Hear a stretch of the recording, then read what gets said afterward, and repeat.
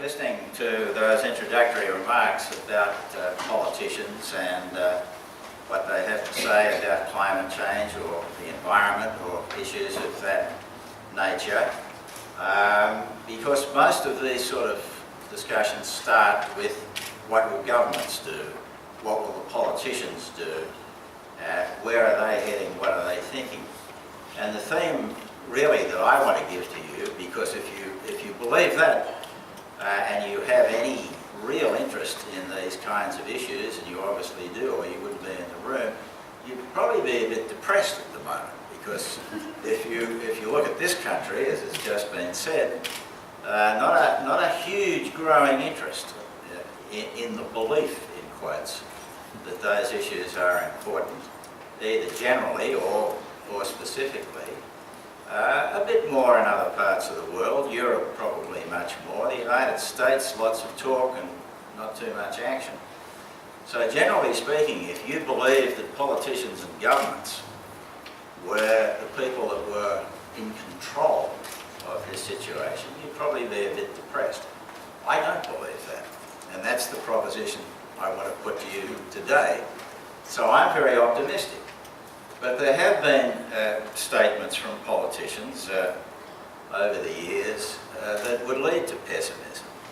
I think one of the most remarkable ones was that wonderful statement from the President of the United States, George W. Bush, when he was being interviewed early on in his presidency, and he'd done his sort of standard stump speech about the economy, and some journalist said, but Mr. President, what about the environment?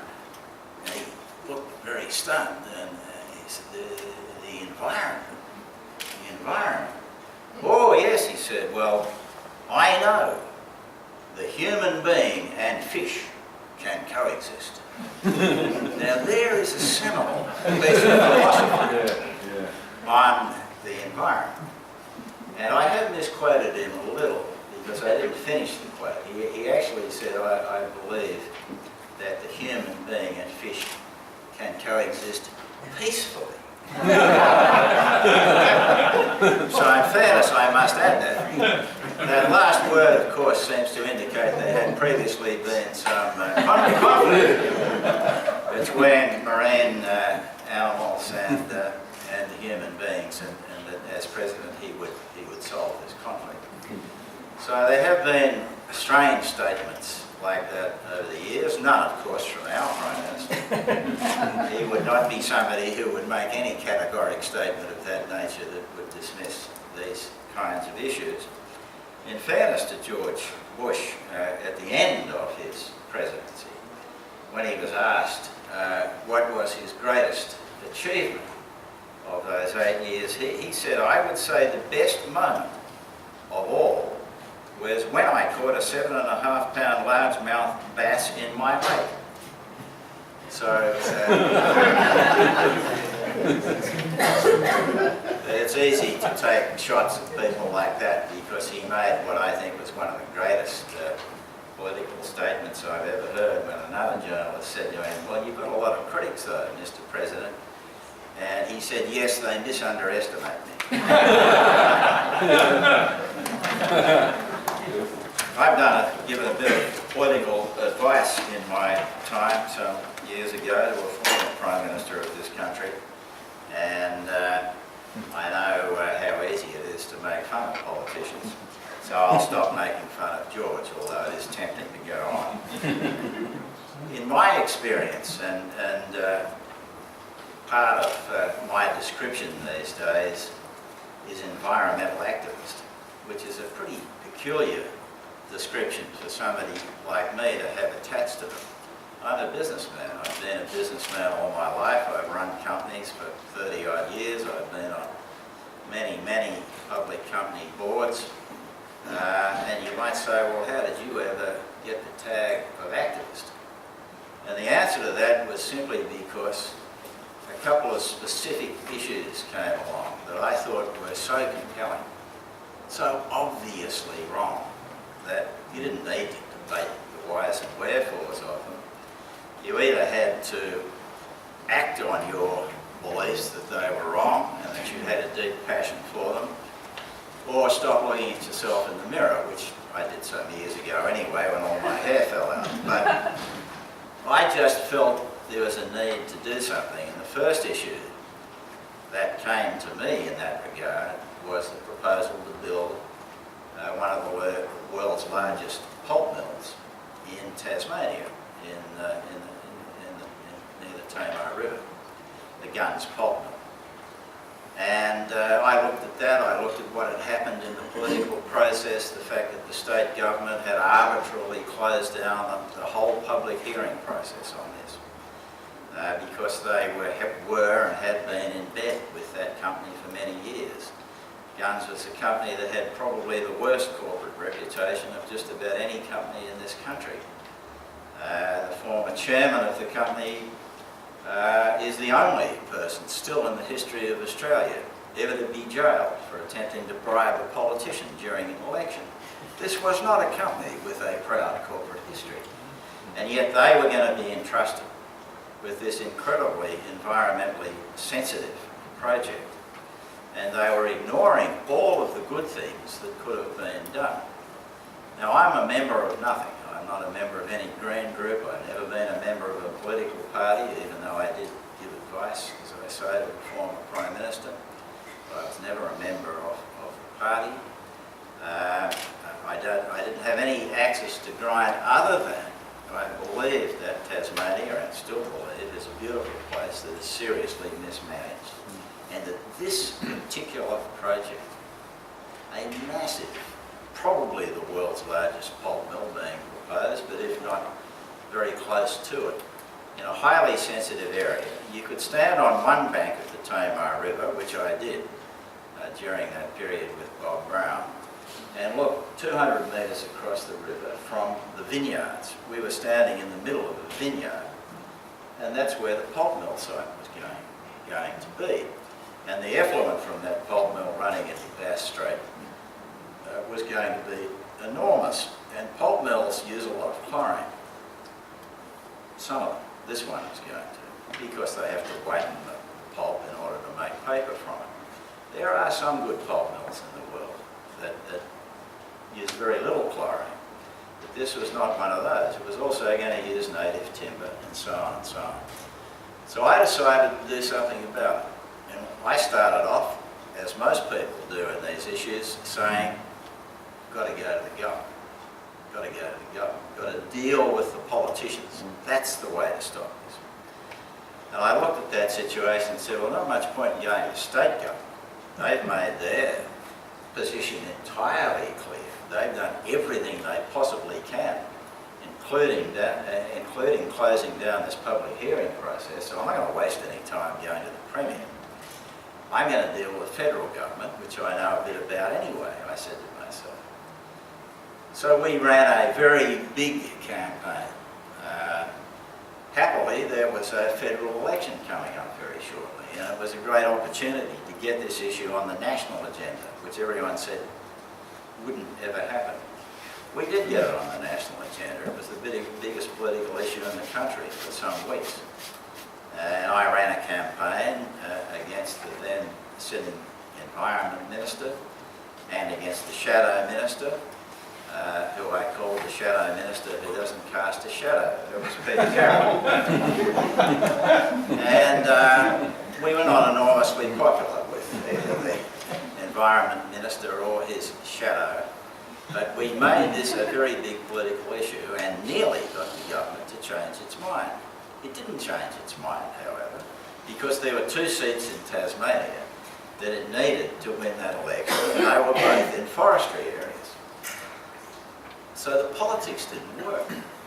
That mill got every approval any business could ever get from both the state and the federal governments. That's 7 years ago. Is there any mill on the banks of the Tamar River? No. Why is that? When every single government approval was given. So if you come back to this risk question and you assume that the basic risks you need to tick off in this sort of thing are the government approvals, and once you've got that, everything else falls into place, you would have made, as the board of that company did, a very, very serious miscalculation. There is no mill there because we changed tack. And when I say we, I mean me and a lot of the environmental groups who are involved. And I got a commitment from every one of those before I started on that project that they would not oppose this project simply on theoretical grounds, simply as a piece of ideology. I said, you can't be opposed to pulp mills per se. What are you opposed to, books and newspapers? I mean, that's ridiculous. You're opposed to this one because the configuration, or the planned configuration of the mill is very bad. Heavy chlorine user, native timber, so on and so on, will never get certification, forest stewardship certification, which is what good mills get, would never get it. You've got to be opposed to it on the basis that this particular business proposition is wrong. And they all signed up to that. So what we did then was we went to the shareholders of the company. We went to the financiers of the company. We went to the board of the company. We went to the potential customers of the company. We said, let's forget the politicians. They're a waste of time. They're just looking at their short-term interests. They want to win a couple of seats. The Premier wants to get in bed with the forestry industry, whatever it might be. Let's forget that. And let's see if there isn't another way to do this. So the backers to guns for a couple of decades had been the ANZ Bank. We went to the customers first of the ANZ Bank. And the Wilderness Society, I'm not a member of the Wilderness Society, but they were part of the group that we had co-opted. They collected over 20,000 signatures, not just on a petition, but of existing identifiable customers of the ANZ Bank who said they'd take their accounts away. Now, that's a bit different to a petition because the ANZ could run it through their database and say, my God, these are actually our customers. These are not just names on a petition that somebody put there. I went to the board of the ANZ Bank and the senior executives of the ANZ Bank and said, look, you've put a lot of investment into building your reputation. You've signed up to the Equator Principles, the principles that good banks around the world sign up to, that they won't fund projects that are detrimental to the environment. You signed up to that.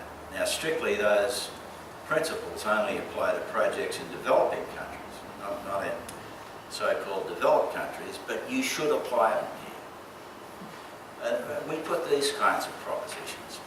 And the ANZ Bank, to their enormous credit, came out and said, we're not going to fund this. We've funded every guns project. They didn't say on environmental grounds, and nor did they need to do so. But the proposition I put to them was, look, if you do fund this, I'm going to put every ounce of energy I've got into condemning you, and I'm going to convince all these other people to do the same. And if you don't, we're going to put just as much energy into saying you've done the right thing. And even people like Bob Brown, who may have an ideological belief about banking or whatever, I have a commitment from him that he will come and stand in the middle of Martin Place or wherever and say, this is good. They did the right thing. They didn't fund it, and we did do that. And I think that's a very important part, incidentally, of this kind of issue, that if people do the right thing, you have to congratulate them and you have to hold them up as role models. So that was a very seminal thing and a very different approach to saying we're going to go and deal with the politicians. We went to the potential customers and we got them all to agree that unless the output of that mill had FSC certification, they wouldn't buy the product. And that again is a sort of a worldwide movement, because if you own, let's say there'd been an international operator, and this issue became very important later, if you own one mill that doesn't have certification, you lose the certification on all the other ones. So a very critical thing. So we also put a lot of pressure on the board because the person who was absolutely intransigent in his views on this matter was the long-term chairman of Guns, a man called John Geoff. So knowing a little bit about the way company boards work, talked to some of the directors and to the new CEO of the company and managed to convince them that Mr. Gay was a large stumbling block to their progress. And Mr. Gay went. Now, that's different, you see. That's a different way of looking at things. It's a very reasonable way to look at things because basically what you are doing to the corporation is to saying, look, on the one hand here, he's a great pile of trouble. You know, you want to do this thing. We're not saying you can't do it. We're saying you've got to do it in a different way. You've got to have a true world's best practice mill. And Guns at that time tried to get a very good Scandinavian pulp mill operator to invest in. They tried to get everyone to invest in as time went by.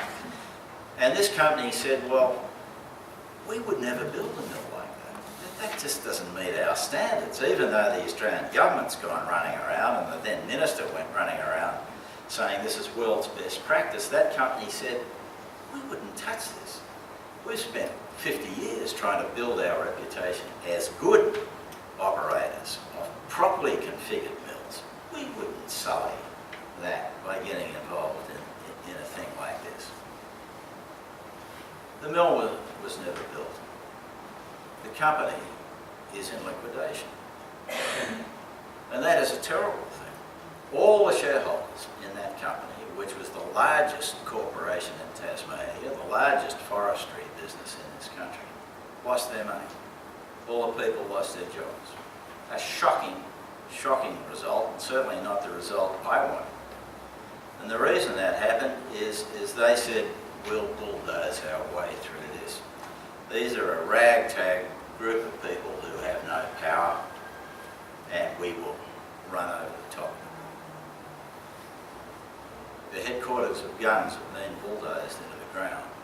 There is not a sign of that company, the largest corporation there's ever been in the history of Tasmania. Not a sign of it ever having existed. That's what can happen when business people ignore the needs of the community and reasonable action. The second one I was involved with was a different project, but in some ways had similarities, and that was the plan by Woodside to build the world's largest gas hub in the Kimberley. And Woodside was a different type of company in the sense it was much stronger, it had a much better reputation, it had a much better board, it had no problem with funding because the joint venture partners in that were companies like Shell and BHP and so on. So you couldn't exactly do the same sorts of things. But I, again, happen to love the Kimberley and don't believe that building the world's largest gas hub in a wilderness area up there is the best idea I've ever heard of.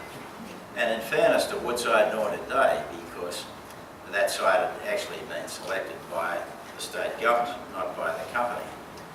Nevertheless, they were adamant they were going to build it, and the Premier was adamant it was going to be built at this site.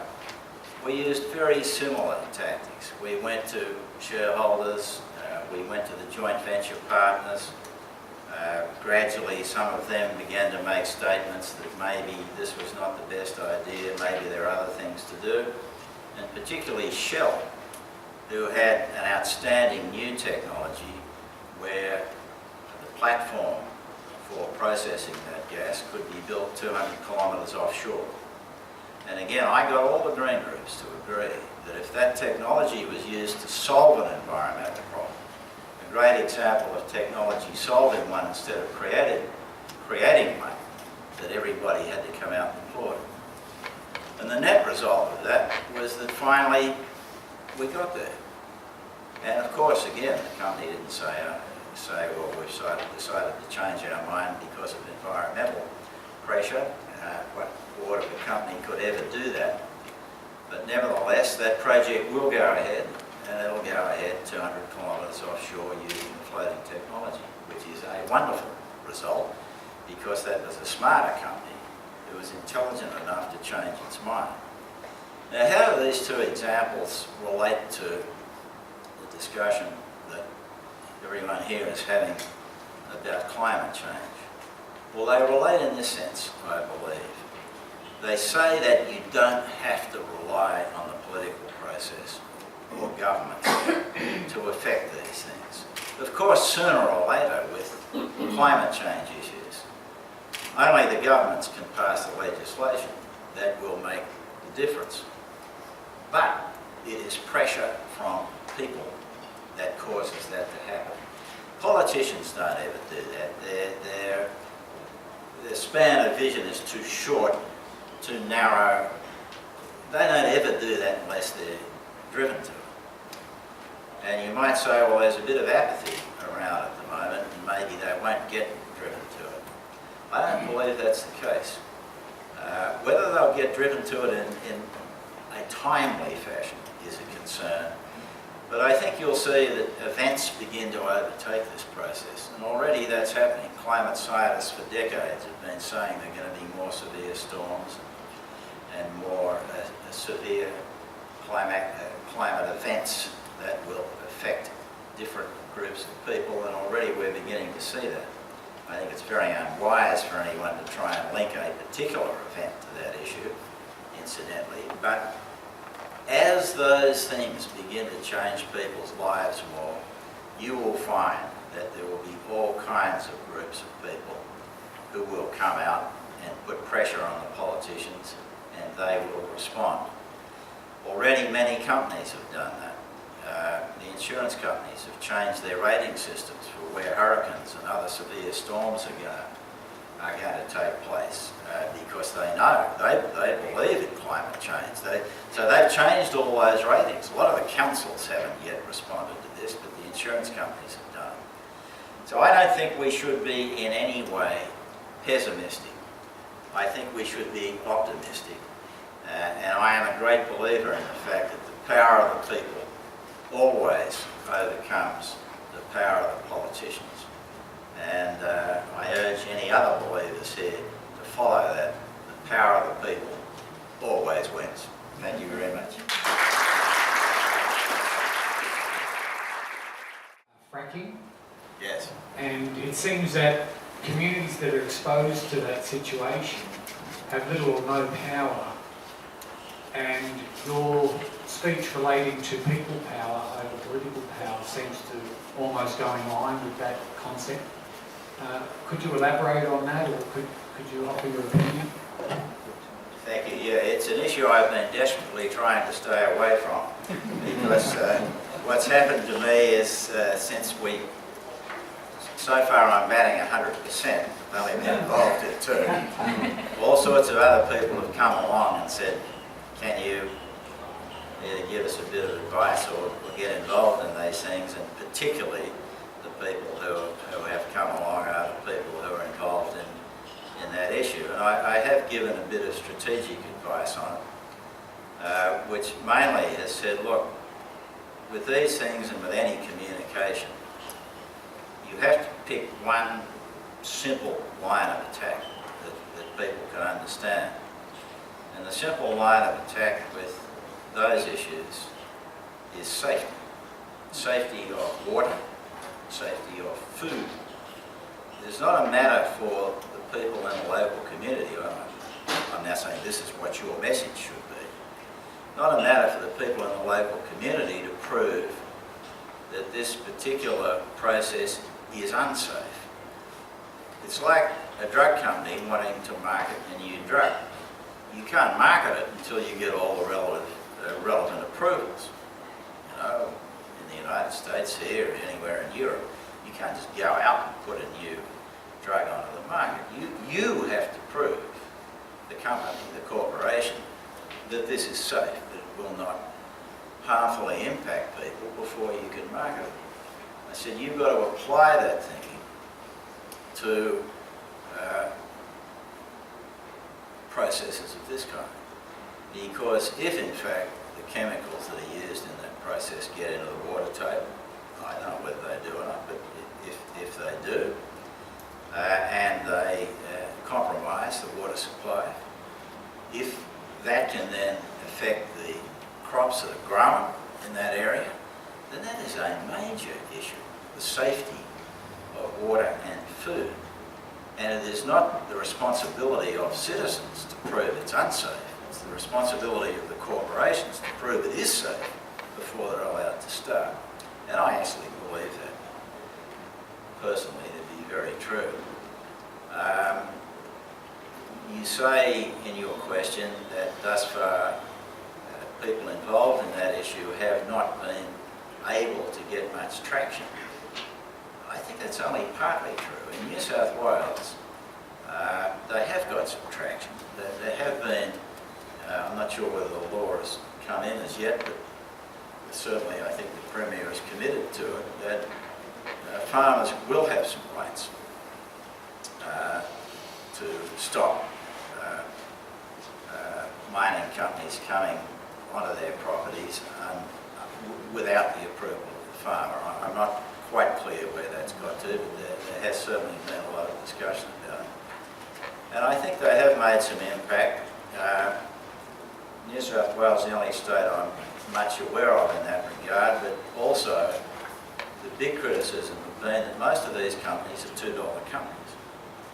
So again, you're handing over the safety of your food and water to people who couldn't care less because they don't have any no money at risk, basically.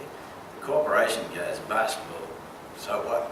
It's $2, nothing in it. You don't have to go and put up a lot of assets in order to get one of these licences.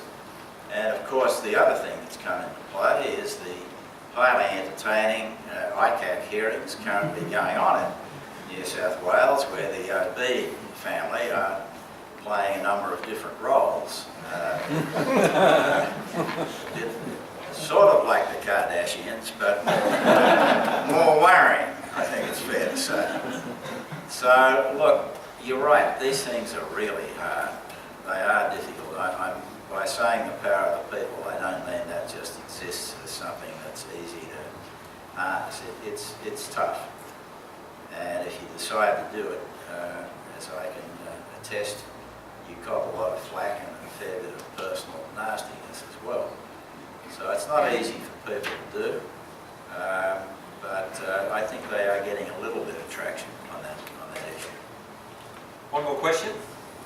Anna? Thanks for your great speech. Relating the issues a little more to climate change, which is... Oh, sorry. Thank you.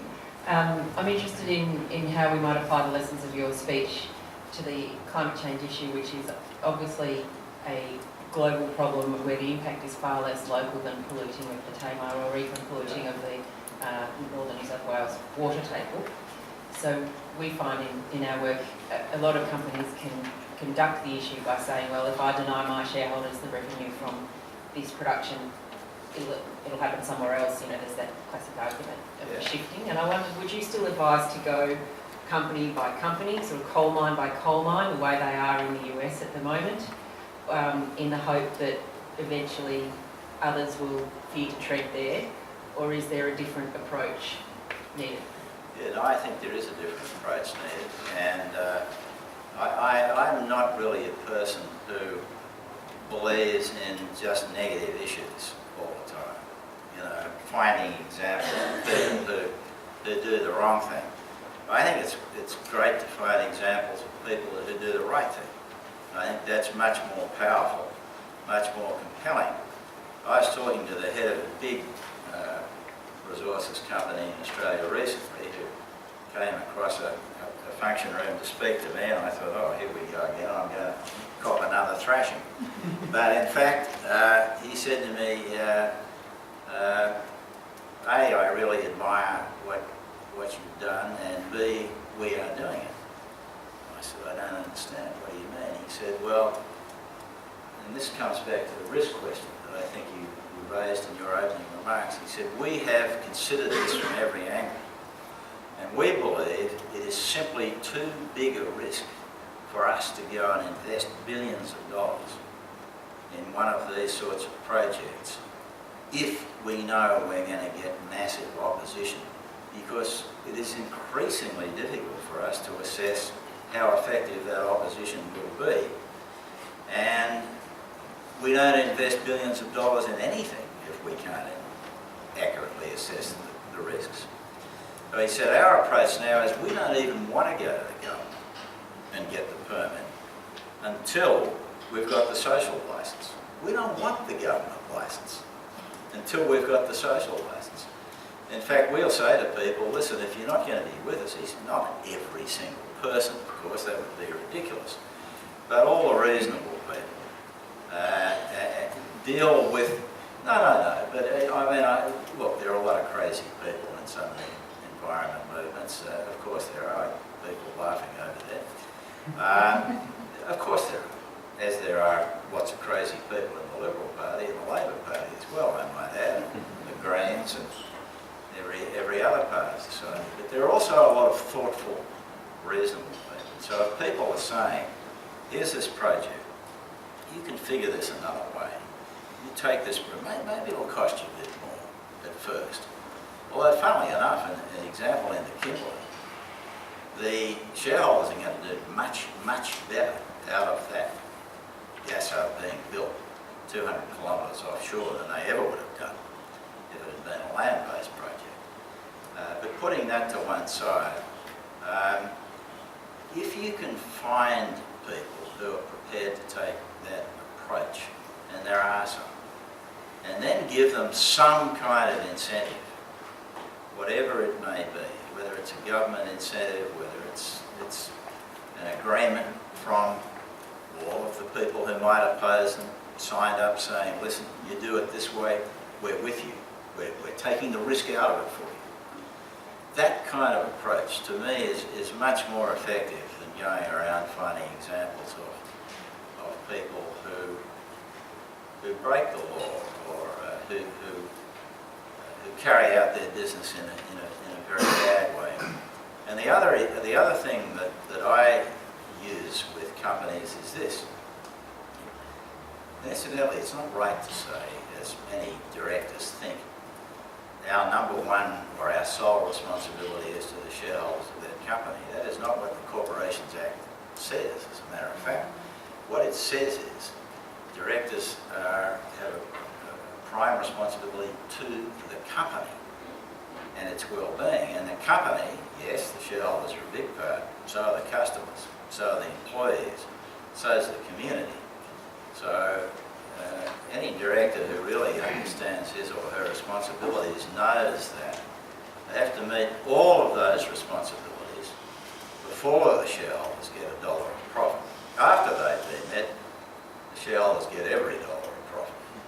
It doesn't go somewhere else, and that's also where some people begin to misunderstand their responsibilities. But the idea that shareholders, your only responsibility to shareholders as a company director is simply wrong, not just in ethics, but in law.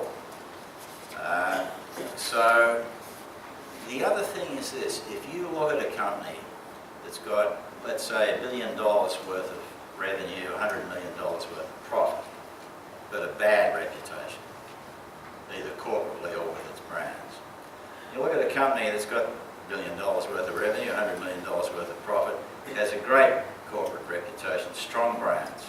The value of this company is 1 or 2 times, 2 or 3 times the value of this one. So just in straight shareholder value terms.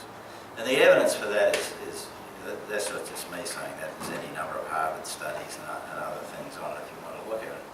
So even in those terms, I think it's much better to say to people, to take a positive view and to say, listen, you build a good reputation, you build good practices, you have good relationships with society and with the communities, you'll have a much stronger company, much more sustainable business, much more shareholder value than you ever will the other way. Very good. Thanks very much.